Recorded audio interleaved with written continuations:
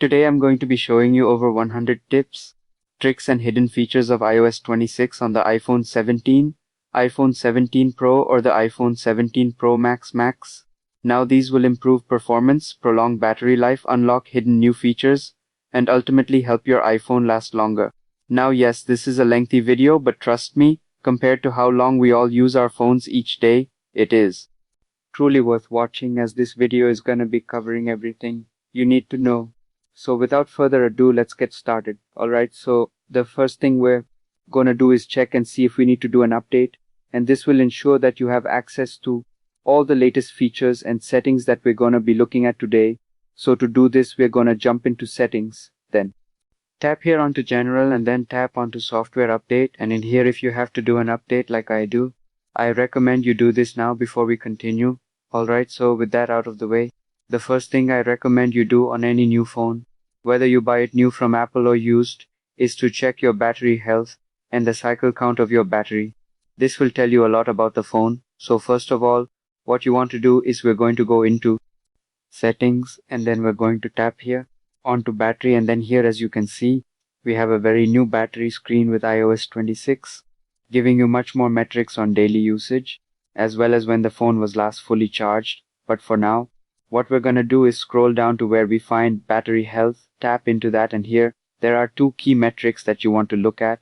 The first is your maximum capacity, and that number there is going to represent your battery health. If your phone is new, you want to make sure that this is set at 100%.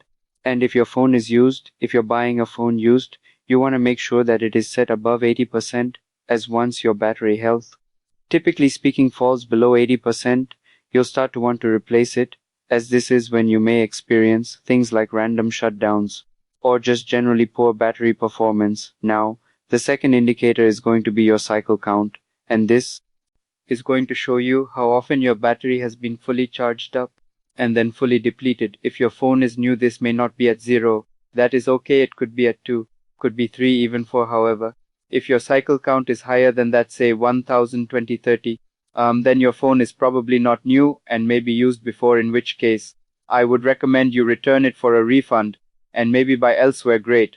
So now that we know how to check the battery health, let me show you a really cool feature that's going to help you preserve your battery health, helping your battery and ultimately your iPhone last longer. So what we're going to do is go back one page, and in this case we're going to tap onto charging. Now here there's cool to new features here in iOS 26 that I want to show you, and the first of all, what we can do, we can actually set a charge limit. So if I go ahead and turn off optimized battery charging, we'll talk about that in a sec. I can go ahead and slide this down and say maximize my battery capacity to 90% instead of 100. Now why would you want to do this? Well, for lithium-ion batteries such as the ones in the iPhone 17, it is actually best for them to be charged up to around 80 to 90%, not all the way up to 100, as that is going to increase the wear on the battery. So what you can do is set that limit to say 90%. Of course, you will, in this case, sacrifice 10% of your battery capacity, which may not be worth it for all. Personally, I think that's too big of a compromise. So what I like to do instead is set the charge limit back at 100%, and then that will allow us to turn on optimized battery charging. You can't have both of these settings at the same time. You have to choose one or the other. And I think that optimized battery charging is going to be best for most. Now what does this do? Well, this is essentially going to monitor your charging habits and then charge your phone accordingly. So for example, let's say at night you plug in your iPhone at 11 p.m. before going to sleep. It will then charge from 0 up to roughly 80% and then wait with the remaining 20%. Go closer to when you typically wake up in the morning and unplug your phone, let's say at 7 a.m. Now why is this important? Well, what this is going to do is it's going to stagger that charge. It won't charge your phone as fast, and that is gonna result in less heat being produced. Now heat is the no one killer for battery health, so the slower we can bring that charge down, especially at night when your phone doesn't need to charge fast, be better. So my advice, make sure that optimized battery charging is turned on, and that's going to go a long way to preserving your battery health while still giving you access to your full battery capacity. And then one more cool battery feature that I'd love to show you is a new battery power saving feature. specific to iOS 26. So to activate this, we're going to go back one page here, and then we're going to tap onto power mode. And then in here, you want to make sure that adaptive power is turned on. Now, what is adaptive power? Well, essentially, it is going to constantly adjust your phone's battery usage and features based on how you use your phone throughout the day, and this will be analyzed by Apple intelligence, and the point of this is really to maximize efficiency and help your battery last longer. For example, it may do things like slightly dimming your display at times, or say limiting non-critical tasks in the background temporarily to help preserve battery when it may not be needed. Personally, I have not noticed it's running at all, which is a great thing because that means I'm not, losing out on features. Instead, it has in fact been improving my battery, as battery performance on the iPhone 17 series has been excellent, so I definitely recommend you turn on adaptive power. I've got many more battery and charging tips and tricks coming later and throughout this video, but first let me know in the comments which iPhone model are you using right now, and if you are enjoying this video so far, a like and a sub to the channel would be amazing. Next, I want to take a look at some essential security settings to change, as this is very important, as these days more than ever your phone has so much personal information and you want to make sure it is secure, especially in the event of loss or even theft. So what we're going to do is jump into settings and then scroll down here to where we find Face ID and passcode. Tap into that and then you'll be asked to type in your phone's passcode, and there we go. And then once we're in, we can go ahead and first of all determine what we want Face ID to be used for, so you can have it unlock your phone or also authenticate payments or give you access to things like passwords autofill. Personally, I think Face ID is very secure, so I can actually recommend that you turn all of these on for extra layer of security. But then if we scroll down here, you also have the option to turn on and require attention for Face ID. Now this here is very important, and I definitely recommend you turn it on, as it is just an additional layer and making Face ID even more secure. So normally speaking, to unlock your phone needs to recognize your face to unlock. However, with this extra step on, what you also have to do is it's actually make eye contact with your phone. So not only does it have to see your face, it also has to see your eyes looking at the phone in order for it to authenticate. So just one little step extra to make your phone more secure. And then if we scroll up here, we also have the option to set up an alternative appearance. This can be great for ladies if you often find yourself changing hairstyle, so you have your hair up or down, or gentlemen, if you have a beard that you may shave, then sometimes it can be good to have an alternative appearance to make Face ID recognize you better even if you change your look. So there's the option there to turn that on. Now probably most important here in this menu is, if we scroll down, we have this section here which is allow access when locked.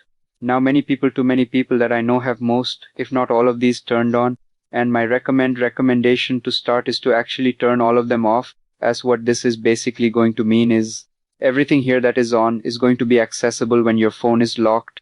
Now I don't know about you, but I don't want much of my phone to be accessible or to function when it is locked. So again, start by turning all of them off, and the ones that I have on are ones that you can turn on as well. I think for most instances, first of all, is going to be things like your lock screen widgets, to see things like the weather, as well as live activities. That's to see your activity rings. If you're wearing an Apple Watch like I am, and you have home control and workout health data, otherwise I would recommend you turn them all off, as when my phone is locked, it is locked for a reason, and I don't want things to be accessible, especially if my phone is lost or stolen. And then lastly, here in this menu, we have the erase data option. Now this is something I recommend you turn on for most people, but not all. Let me quickly explain what this does. Let's say if someone were to find your phone, or rather steal your phone, the first thing they're probably going to try to do is, well, guess your password and try to brute force their way in. This feature on after 10 failed password attempts. Your phone will automatically lock itself and then erase the data, meaning that even when your phone is lost and stolen and no longer safe, at least your data will be. So for general peace of mind, I recommend you turn this on, at least for most people, especially if you have an iCloud backup setup, which is something we'll look at later in this video, to make sure your data is always up to date and then ultimately never lost. Now the few who I wouldn't recommend this on, if say maybe you're a young parent with kids, or maybe someone who has friends who are going to purposely try to activate this feature and don't want your data erased all the time, then you may want to think twice about turning this on. But I think for most people, including myself, I really like this feature and highly recommend it. Now, if we go ahead and scroll up here, we also have another really useful feature called stolen device protection, and this is something I recommend you turn on. So what this is going to do is, it is actually going to require a 1 hour delay before core details on your iPhone are changed, like for example your passcode or your Apple ID. So long as your iPhone is away from a familiar location, so a location could be something like home. So if at home you want to change your iPhone passcode, no problem. This will only apply if your phone is elsewhere, again lost or stolen. And then most of us use a passcode to unlock your phone. And this definitely works. However, if you want to add an additional layer of security, you can actually also use a password. So if we tap onto this passcode section here, we can go ahead and tap on to change passcode. And then once you've typed in your passcode, you can choose to enter a new one, or you can tap this little button here, passcode options. And we can add a custom alphanumeric code, in other words, a word, and we can actually type out an entire word, a sentence, or whatever it may be, a mix of characters, numbers, letters to make your phone even more secure. And now I want to take a look at the camera, which is one of the biggest upgrades that applies to all iPhone 17 models, whether you have the 17, 17 Pro, or even the Air. Specifically looking at that really cool new center stage selfie camera.